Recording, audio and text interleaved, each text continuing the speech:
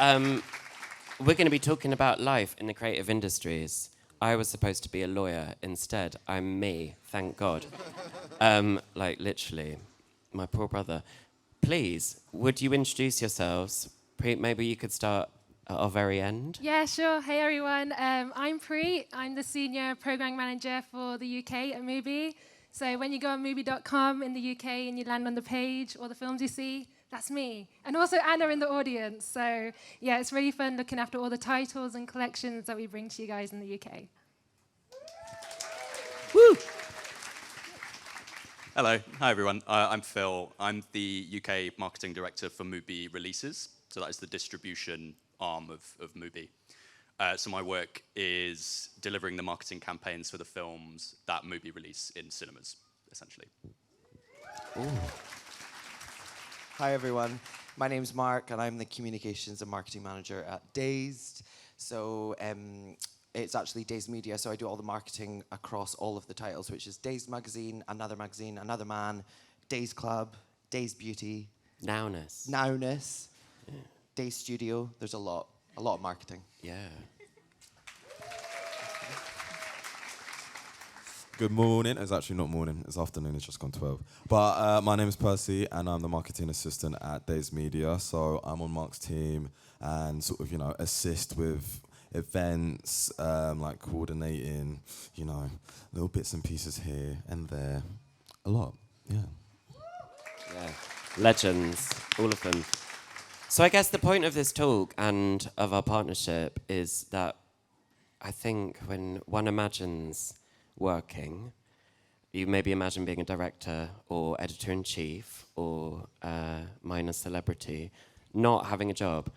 I knew someone must be deciding what was on MUBI when I logged on, but maybe I didn't really know that there was someone behind that. Can you tell me a little bit about what it is you do, how you do it, how you came to do it, and who you are? Yeah, absolutely. So I want to say it's 2 years ago I went to uni, but it's a lot longer than that. It's probably more closer to 12 years.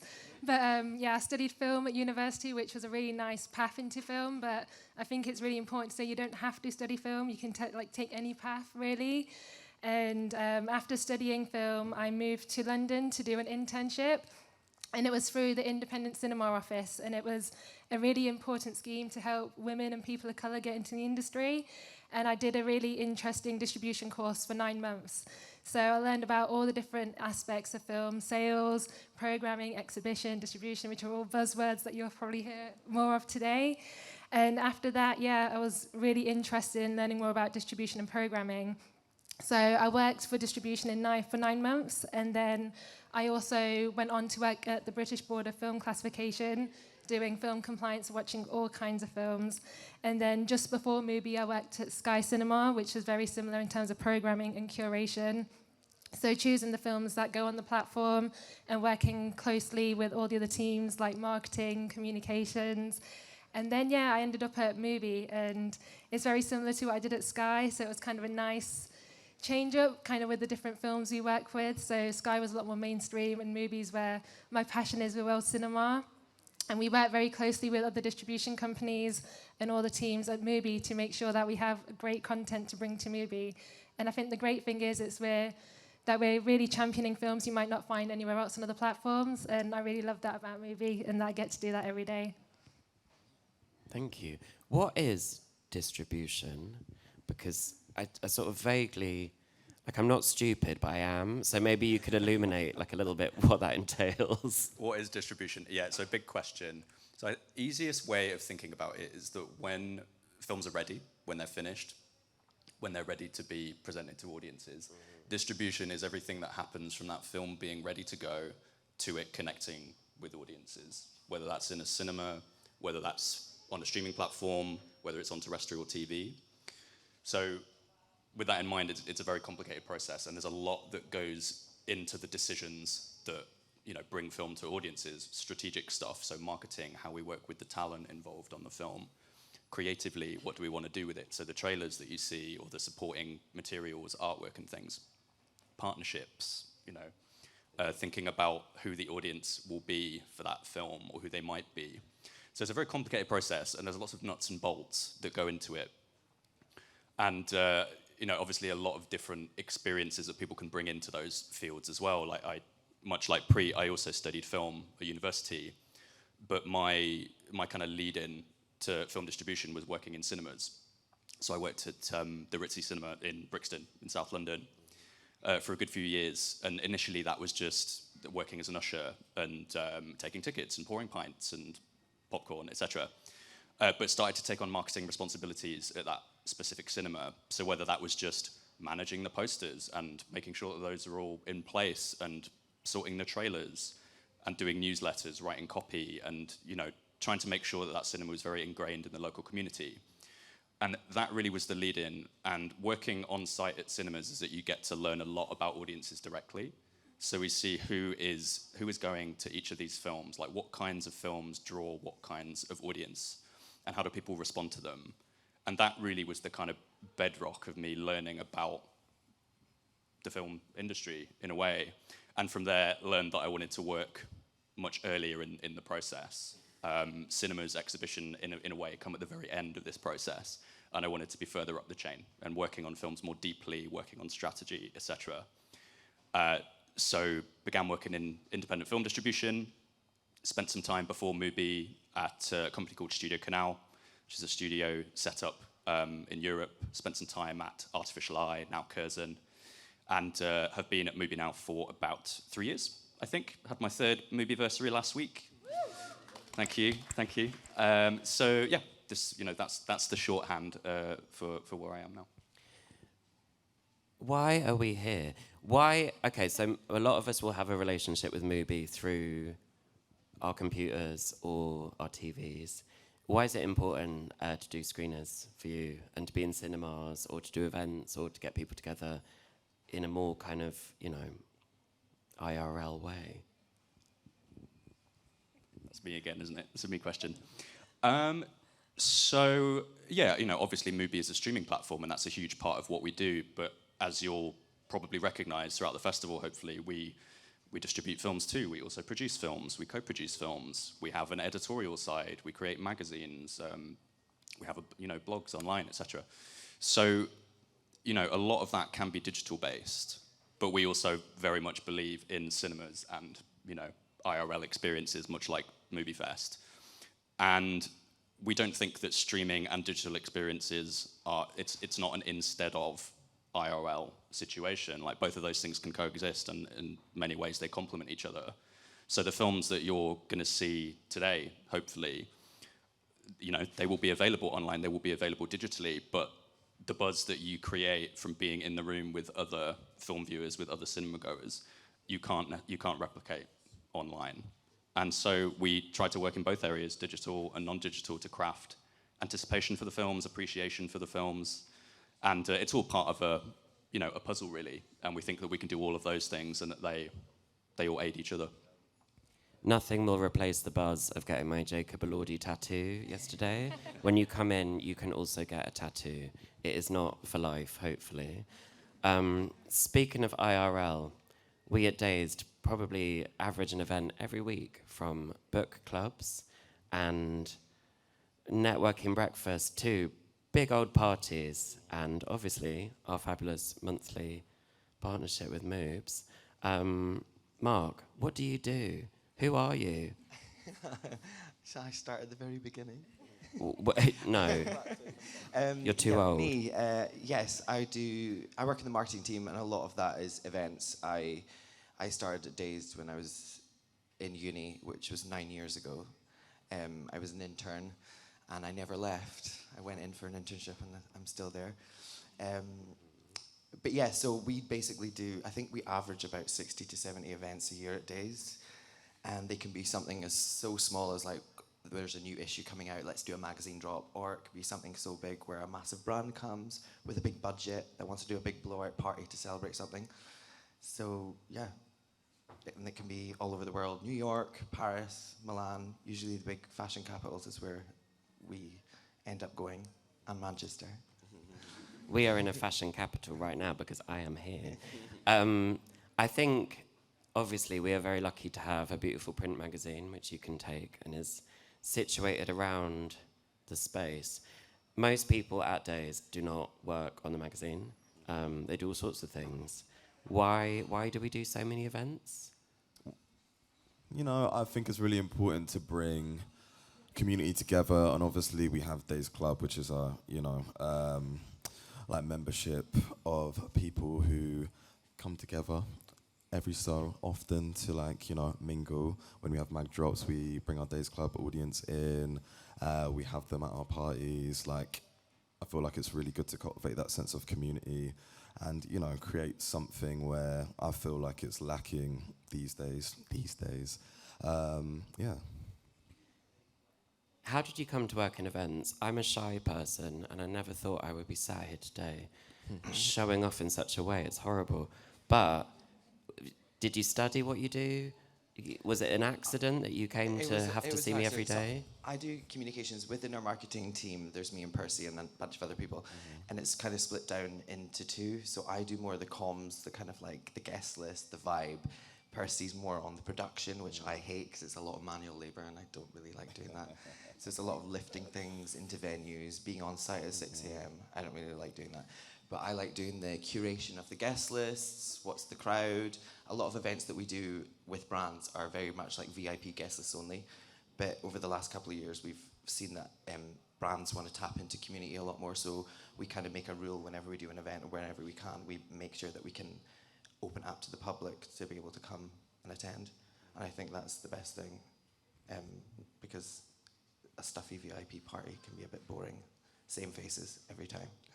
Yeah, I think the things that we do where Dazed readers come are much better than snooty things. Speaking of snooty, maybe everyone could come up with a project they've worked on that they really liked. I'll go for this one. Yeah. So we did a party at the end of March. It was at the Box in Soho, which, if you know, is like a really, really iconic central London venue, a lot of history. And that was sort of like one of the first events where I really got to, take care of the production elements and go from pitching and curating a DJ lineup, finding a venue, doing all the creative touch points and sort of bringing that to life, calling up suppliers, getting everything together. So that was something really fun for me because I've only been at Dazed for a year and a half now. So it was really good to be able to, sort of be given the keys to do that sort of thing. Yeah. Thank you. Yeah. Me? What was the question? Best event? Best It's project something you worked on? really sort of enjoyed, I think. We did something similar to this called Dazed Live. It was a 2-day festival in London, and that was kind of like a massive beast that we took on. We thought it would be really easy to do a 2-day festival. It wasn't. There was about 60 events across the 2 days. So we learned a lot from that, and that was probably one of the best projects I've worked on because it makes everything else look like a breeze. And then one time, actually, Gucci asked us to take 50 emerging influencers to Milan to bring energy to their after-show party. It's kind of a weird brief. It was basically just find the coolest, funnest people in London, get them on a plane, and that was quite intense. Meeting them, they all came off the plane drunk, running, screaming, and we had clipboards. Get on the bus, everybody on the bus. Get them to the hotel. You've got 1 hour. We had drag queens, everyone. They were like, 1 hour? Are you kidding me? And we're like, get down here in 1 hour. And then we chucked them on a bus, took them to the party, danced until 3 in the morning, and then trying to get them up in the morning to get back on the flight was a nightmare. We were like, we don't have budget to buy you a new flight, so if you don't get on it, you're paying for it yourself. That was memorable. Babysitting 50 crazy people. I think the thing I find really alarming is that you have to work all night, and actually then it's not over. You're in the office at 8 in the morning talking to Getty Images about the images of the event, which everyone working here today will know about. How do you kind of maintain such a positive outlook when actually you're knackered? Because I don't get to the work at 9 in the morning. I hardly go in.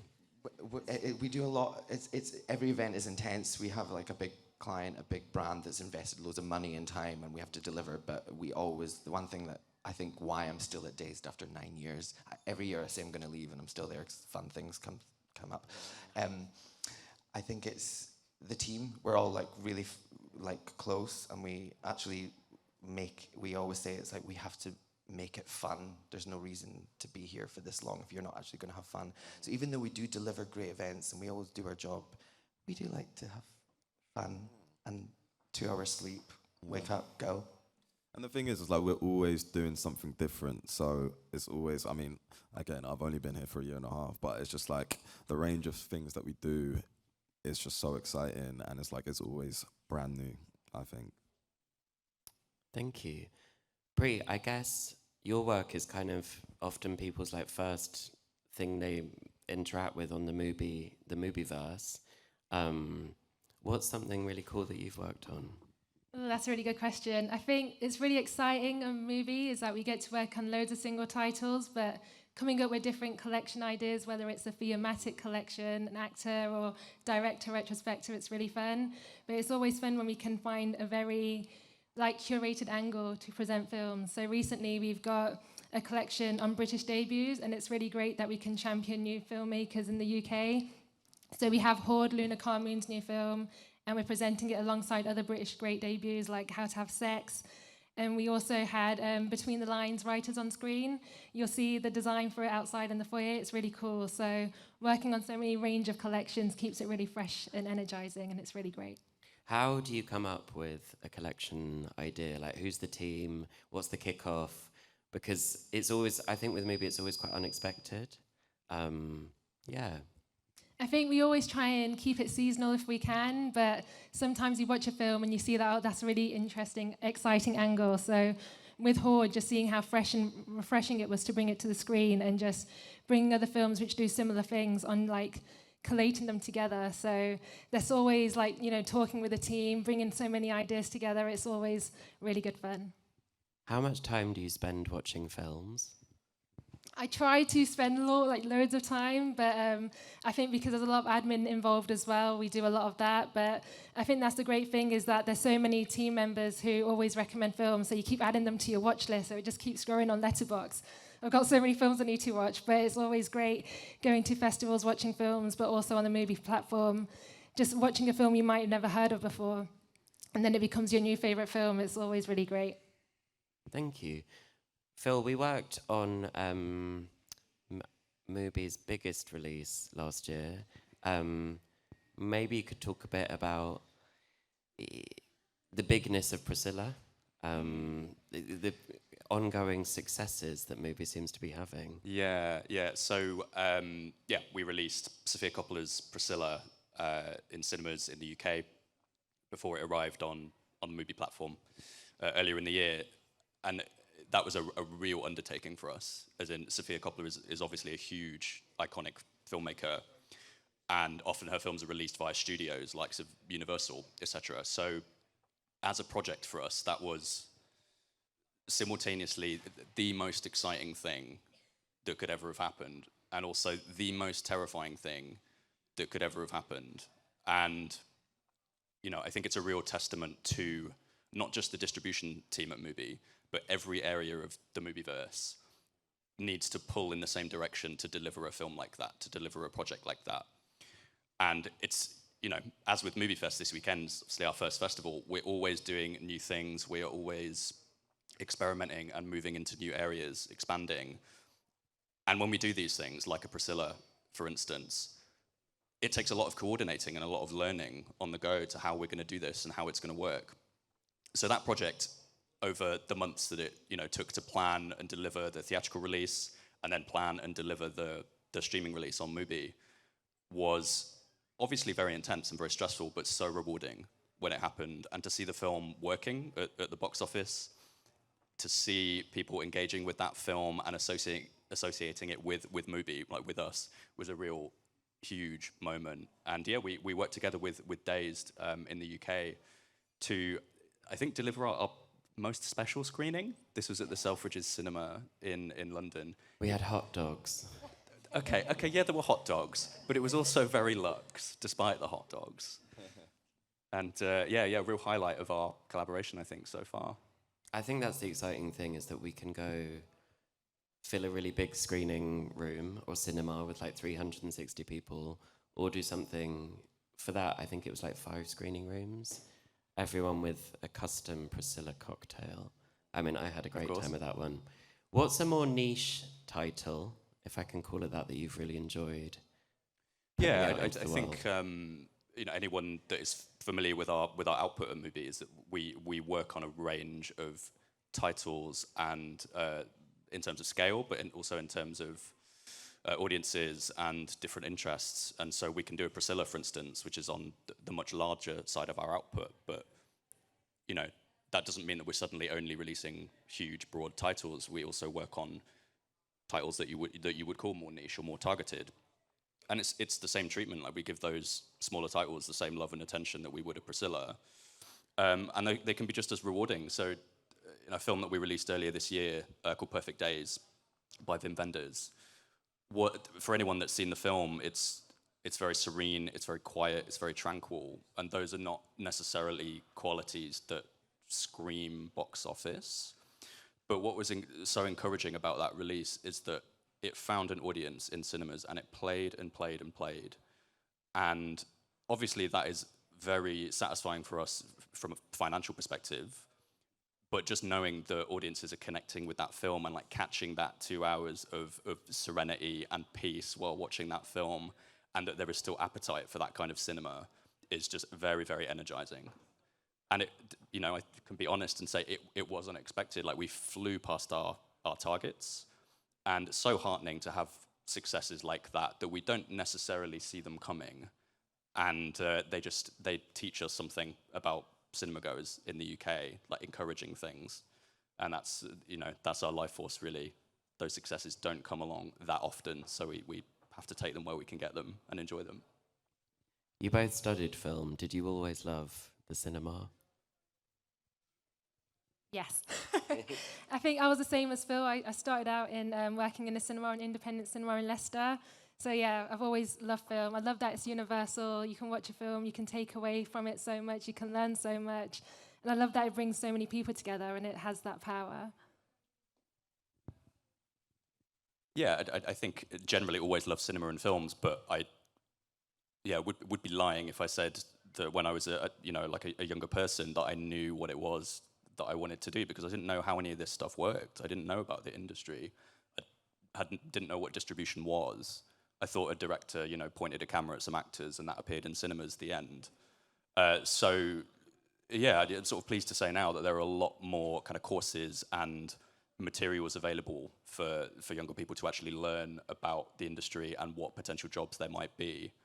I think there are people probably much better equipped than I was to enter the industry now. It just takes a little persistence and patience. The end.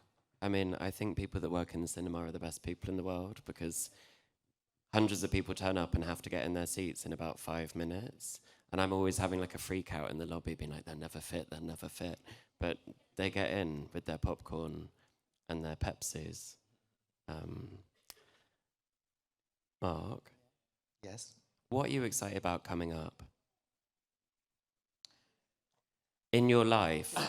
So in your at work. Another 9 years at Dazed. How many months out are you working on this autumn's kind of programming? So we usually August in the industry is a very quiet month. So usually when it comes to this time of the year, if we've got nothing lined up for September, that's when we start to get very, very worried. We think that brands are going to go to other publications and spend their money, which we don't want. But we've got a lot of things coming out in the coming months. A lot of activations around the new cover stars that are going to be on the cover of Dazed and another magazine. A lot of cover stars around great films that are coming out. I'm not sure I'm allowed to say that, but really, really good films. So that's what I'm excited about. Yeah. Percy, how would you describe your team? I think there's 7 of you, and I feel very cared for and looked after by the comms team. How would you describe it? A family. No, very cliche to say, but genuinely, like, I don't think I've ever worked with a group of people that I've genuinely like enjoyed spending time with more. It's like sometimes events can get, you know, intense, stressful, but it's like at the end of the day, I think there's a respect and care for each other that kind of like feeds through it all. So it's always, you know, a pleasure. Did you think you'd end up working in events? No, so I studied economics, politics, and public policy at uni, and when I yeah, exactly. Here we are. And like when I was younger, I was like, yeah, I'm gonna be like an accountant, glamorous. But then, you know, you move through life and things don't always. I don't know. You just discover what you enjoy more, and you gravitate towards things naturally. And obviously, you know, I was a Dazed Club member prior to joining Dazed, and I did like a few jobs before that were like in marketing, but then when this became available, I was like, I never thought it would be something that I got, because I was like, what I was doing before, I was just doing like weird like TikToks and, you know, degrading things. And then, yeah, I just sort of like took a shot at it and it came through, and yeah, really discovered how much I enjoy events and marketing and like meeting new people all the time, like coming up with fresh ideas for like events, and yeah. What do you wish, I'll ask everyone this, but what do you wish you'd known at 21 or, you know, starting off in the world of work? I can go first. I wish I'd known that it's all going to be okay. I was very stressed as a younger person, and now I'm not, which is great. I'm definitely not stressed about work. It's really nice to go to work and be given a reprieve from the rest of my chaotic but beautiful life. How about you guys? I don't really think I thought that much about anything at the age of 21. I like came out of uni in COVID in 2020, and sort of, I don't know, was just in the ether of like not really doing much. But I think at the age of 21, I probably would have told myself that it's like, things take time. Like, if you're not where you want to be, it's fine. Like, things will fall into place if you put yourself in the position. Yeah. Thank you. Anyone else? Any sage words? Yeah, just on the back of that, I think it takes time. So since working at the cinema and now being at MUBI, it's taken me 12 years for that journey. So, you know, if you get a rejection or you get put down, it doesn't matter. Just keep going and just keep staying motivated and make the most of mentors on the way. Like, if there's someone you look up to, definitely reach out to them, because that's an opportunity for you. So make the most of it.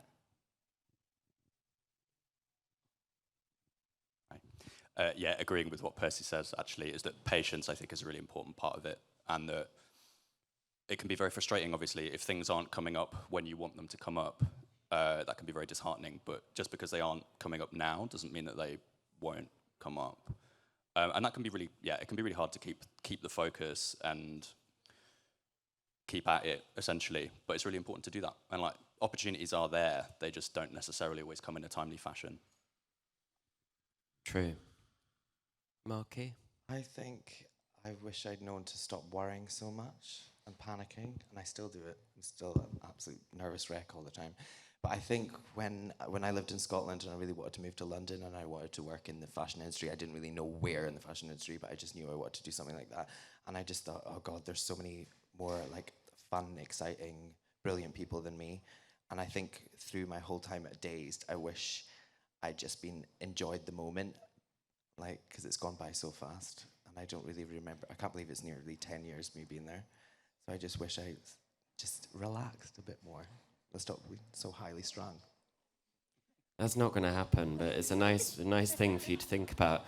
That is all we have time for. I would encourage you, everyone with a lanyard here probably works at MUBI or Dazed, so just like corner them if you have any more questions. Thank you so much for coming out on a Saturday. Woo! Thank you, panelists. You guys are legends. That was great. See you for more caffeinated beverages in the cafe. Bye.